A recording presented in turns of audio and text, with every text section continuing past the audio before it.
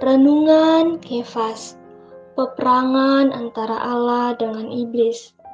Kisah para Rasul pasal 12 ayat 5. Demikianlah Petrus ditahan di dalam penjara, tetapi jemaat dengan tekun mendoakannya kepada Allah. Ketika Petrus berada di dalam penjara, jemaat dengan tekun mendoakannya kepada Allah.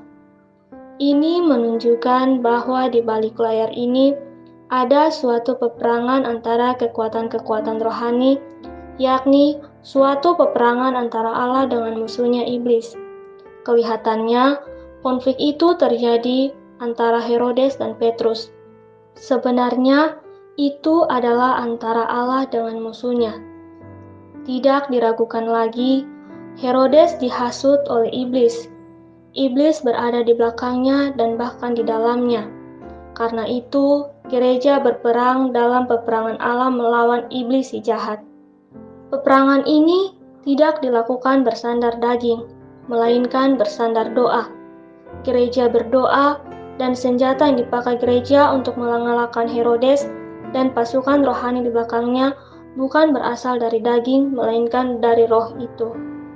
Dalam Kisah para Rasul pasal 12 ayat 12, kita melihat bahwa di rumah Maria ada banyak orang berkumpul dan berdoa. Ini menunjukkan bahwa doa untuk Petrus dipersembahkan terutama di rumah seorang saudari.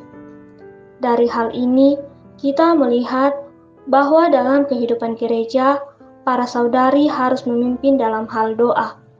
Menurut prinsip dasar dalam firman Tuhan, segala aktivitas seharusnya dilaksanakan oleh saudara dan para saudari kebanyakan melakukan pekerjaan menopang di belakang.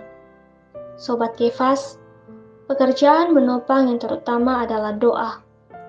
Inilah situasi yang sebenarnya dalam perkara Petrus. Setelah ia bebas, ia pergi ke rumah Maria, di mana banyak orang kudus sedang berdoa. Dalam Kisah para Rasul pasal 12, Tuhan benar-benar Tuhan. Dia adalah penguasa atas raja-raja.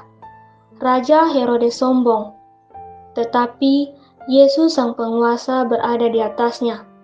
Tuhan Yesus melaksanakan jabatannya sebagai Tuhan untuk mengutus malaikat menanggulangi Herodes, orang yang dihasut, dirampas, dan diperalat iblis.